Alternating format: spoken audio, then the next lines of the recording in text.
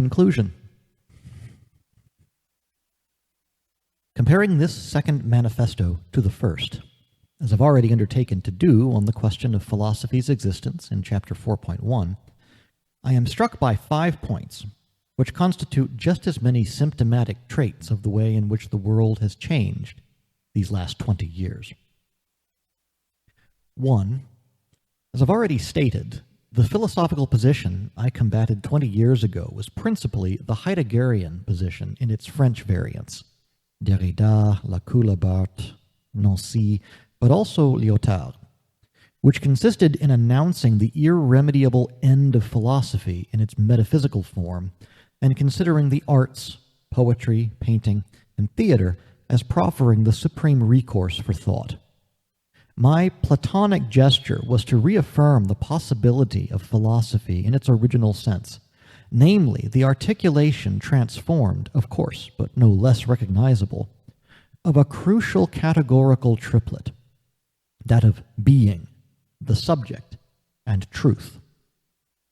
I maintained that philosophy had to subtract itself from the pathos of the end, that it was not in a particularly new, dramatic moment of its history, and that it needed, then as always, to attempt to go a step further with its constituent propositions, principally by the construction of a new concept of truth or truths.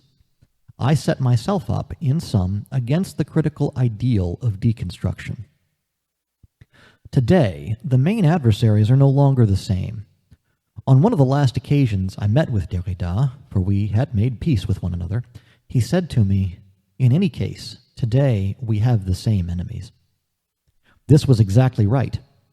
The target of this second manifesto is no longer the surpassing of metaphysics under the guise of its deconstruction. Much rather, it is directed at the reconstitution, as happens whenever intellectual reaction, buoyed by the successive reactive forces per se, gains momentum, of something like a poor dogmatism by way of analytical philosophy, cognitive science, and the ideology of democracy and human rights. Namely, a sort of scientism stipulating the mind must be naturalized and studied according to the experimental protocols of neurology, reinforced, as always, by an inane moralism with a religious tinge. In substance, one has to be nice and democratic rather than nasty and totalitarian. This is why, when I constantly stress the triplet of being, the subject, and truth, what's at issue is its effective appearance or observable action in the world, since this is what scientism, which knows only the naturalness of objects, never the immortality of subjects, and moralism, which knows only the subject of law and order, never that of radical choice and creative violence, seek to deny exists.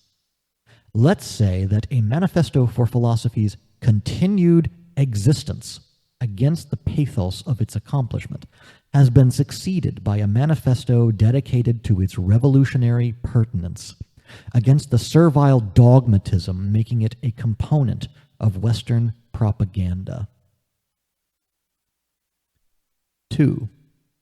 In the first manifesto, I declared for the first time that philosophy's existence depends on 4 types of generic conditions or truth procedures: emancipatory politics and its variants, formal and experimental sciences, mathematics and physics, the arts, the plastic arts, music, poetry and literature, theater, dance, and cinema, and love. I set out the modernity of some of these conditions: Leninism and Maoism, the Cantorian Revolution, the Age of Poets from its opening by Hölderlin until its closure by Paul Celan, psychoanalysis from Freud to Lacan. I upheld that this was where the effective procedures of truth took place, on the basis of which philosophy strives to construct an original concept of what a truth is. I maintain this system of conditions today. It has, however, become much less evident to illustrate. As regards the sciences, these are increasingly reduced to their impact on technology's marketability. That covered by the word art finds itself diluted between the weak idea of communication, the multimedia aspiration to combine the whole array of sensorial means within new imaginary constructions, and the cultural relativism dissolving any and all norms. In fact, the word culture seems bound to forbid little by little any clear usage of the word art.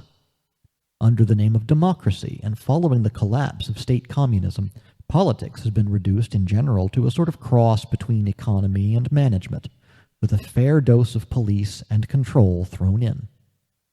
As for love, this is, as I've mentioned, caught between a contractual conception of the family and a libertine conception of sexuality.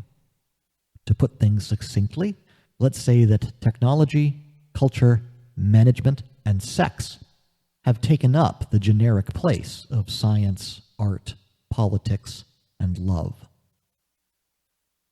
As a result, not only must we recall these conditions and their modern countenance, we also need to defend their active autonomy. This amounts, in fact, to setting them out in the contemporary historical development of their processes, a more descriptive than theoretical task, which I have not undertaken here. The avenues to explore are, however, fairly clear.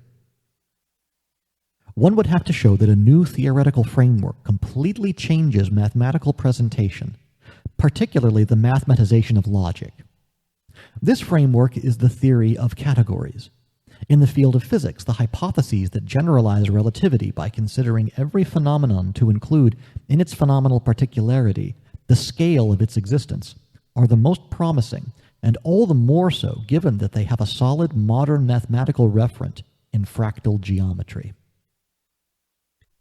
As regards art, one would have to show how, following on the heels of cinema, the greatest artistic invention of the past century, new possibilities are springing up, without their exploration having, as yet, produced a decisive shift towards a fundamental reorganization of the classification and hierarchy of artistic activities.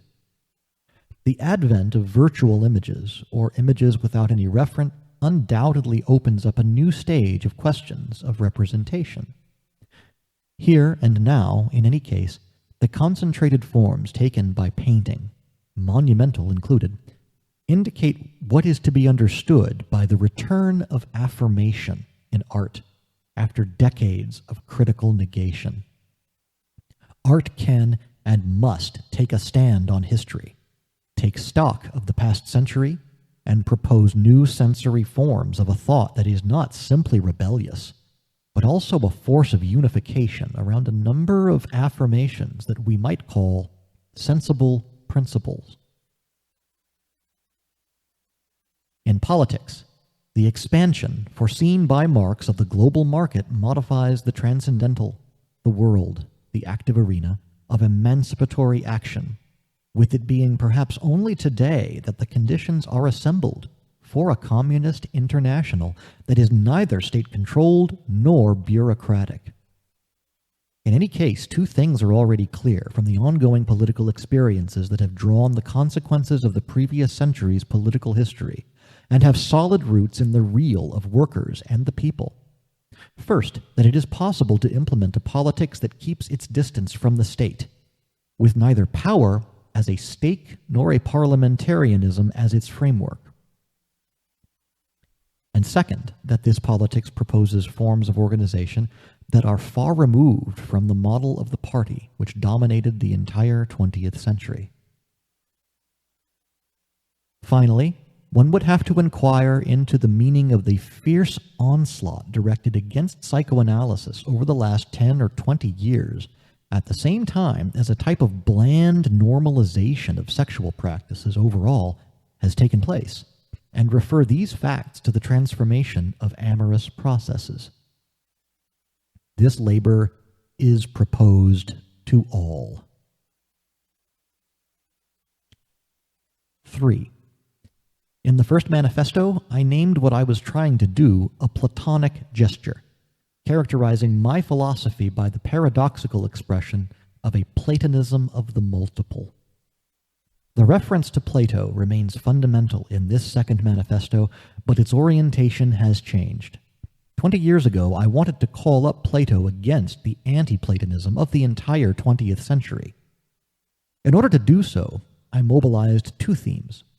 First, the reference to mathematics' ontological signification against the rhetorical and linguistic recourse to poetry characteristic of both modern and ancient sophistry.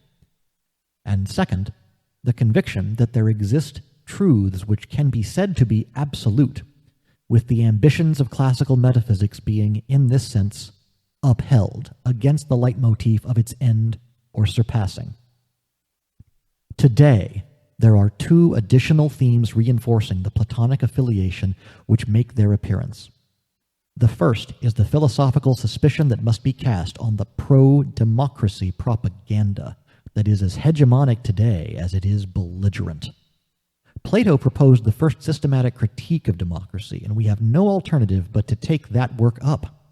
Of course, the perspective from which we do so needs to be completely different, but it is striking that Plato proposes, at least as regards the ruling aristocracy, a communist type of solution. For the fundamental question facing the contemporary world could well be either warmongering capitalist parliamentarism, hence democracy, or the victorious renewal of the communist hypothesis. The second new theme is that of the idea. As we have seen in the preceding chapter, what I'm seeking to uphold is that the authentic life is a life marked by the idea, and that Plato's dialectical construction can, in many respects, be interpreted along my lines. In the end, this second manifesto is underpinned by the necessity of a second Platonic gesture, no longer the Platonism of the multiple, though this is still upheld, but a communism of the idea. 4. In being and event, as in the first manifesto, presenting the former's argument in a concentrated form, the fundamental concept was that of generic, which is moreover the heading of the manifesto's last chapter. This word indicated the main ontological characteristic of truths, namely, given that like everything that is, their being qua being is pure multiplicity, truths are generic multiplicities. Amongst the multiplicities that make up a world, at the time I spoke of a situation, they are characterized by their absence of characteristics. They testify for the whole world, which is why they are its truth. Given that, unable to be defined by any particular predicate, their being can be considered to be identical to the simple fact of belonging to this world. It's in this sense that Marx upheld that the proletariat, stripped of everything except its labor power, represented generic humanity, with it thereby becoming the truth of the modern historico-political situation. I showed that the universality of truths, which are nonetheless created in particular worlds, is connected precisely to their absence of particularities. The pivotal point was to demonstrate that generic multiplicities can exist, which is what a famous theorem by the mathematician Paul Cohen was called upon to do, and then to set as the norm for any activity that aims at producing truths, or universality, for it's the same thing, the capacity of creating, in disparate situations, generic subsets of these situations. In this second manifesto, the pivotal concept is that of the subjectivizable body. It is still a question of truths, but what's important is no longer their being, thought in the mathematical formalism of generic multiplicities, but rather the material process of their appearing, existence and development in a given world, as well as the subjective type attached to this process. While the essence of a generic multiplicity is a negative universality, the absence of any predicative identity, the essence of a body of truth resides in certain capacities, in particular, the capacity to deal with a whole series of points in the real. What is a point? It's a crucial moment of a body's development, when choosing one orientation rather than another decides its fate. If one likes, it's the contraction of the whole process into a simple alternative, this or that. In order to deal victoriously with such a point, the body has to have at its disposal what I name appropriate organs. For example, to stand up to the onslaught of the armed counter-revolution. A revolutionary party, in the Leninist political sequence, requires a military type of organizational discipline. This discipline is the appropriate organ of the political body when the decision must be made, as is shown in Lenin's text, "The crisis is ripe," to choose affirmatively whether to insurrect or to wait and see. Alternatively, when Jackson Pollock decided against the entire expressive or imitative tradition to make painting directly transitive to the gesture of painting, rather than to any sort whatsoever of objective or sentimental referent, he had to avail himself of not only surfaces and instruments by which to project suitable colors, but also a sort of corporeal disposition oriented towards energetic rapidity and a saturation of the instant. Such are the organs of the pictorial truth of the action painting type. In the end, then, one sees that the complex formed by the body, subjective orientation, points, and organs assembles in this second manifesto an affirmative vision of universality. While the generic designates what a truth is insofar as it is distinguished from all other types of being, the body and its orientation designate what a truth does, and hence the way in which it shares, even while parting from, the fate of objects in the world. The first manifesto rests as regards truths upon a separatist doctrine of being, the second upon an integrative doctrine of doing. To an ontology of true universality, there succeeds a pragmatic of its becoming. 5. At the moment of the first manifesto, and in the following years up to, no doubt, the mid-90s, the battle raged around the universality of truths. My 3 books that were the most read from this sequence consist, in addition to the above-mentioned manifesto, of my essay on St. Paul, or the Foundation of Universalism, and the small manual entitled Ethics. The core point around which all these texts turned was the opposition between the cult of particularity, including the democratic apologia for the individual, and the universal and generic dimension of truths. It is in this sense, moreover, that I spoke of an ethics of truths, which I radically opposed to both cultural relativism and the logomachy of human rights. For some years now, as is particularly clear from various passages of Logics of Worlds, I have more readily emphasized truth's eternity. This is because universality is a question of form, the form of generic multiplicity, whereas eternity has to do with the process's effective result. What interests me is that a truth is produced with particular materials in a specific world. Yet, at the same time, since it is understood and usable in an entirely different world, and across potentially vast spans of time, we understand the artistic power of cave paintings executed 40,000 years ago. It has well and truly to be trans-temporal. I call truths eternity, this inviolate availability, making it possible for them to be resuscitated and reactivated in worlds heterogeneous to those in which they were created, and crossing over, as such, unknown oceans and obscure millennia. It's absolutely necessary that theory be able to account for this migration. It has to explain how ideal existences, often materialized in objects, can both be created at a precise point of space-time and possess this form of eternity. Descartes spoke of the creation of eternal truths. I'm taking up this program, but without the help of God. When all is said and done, this second manifesto is the result of our confused and detestable present time, forcing us to declare that there are eternal truths in politics, art, science, and love. And that if we are armed with this conviction, if we understand that to participate point by point in this process of creation of subjectivizable bodies is what renders life more powerful than survival, we will possess what Rimbaud, at the end of a season in hell, desired above all else: truth in a soul and a body. Then shall we be stronger than time.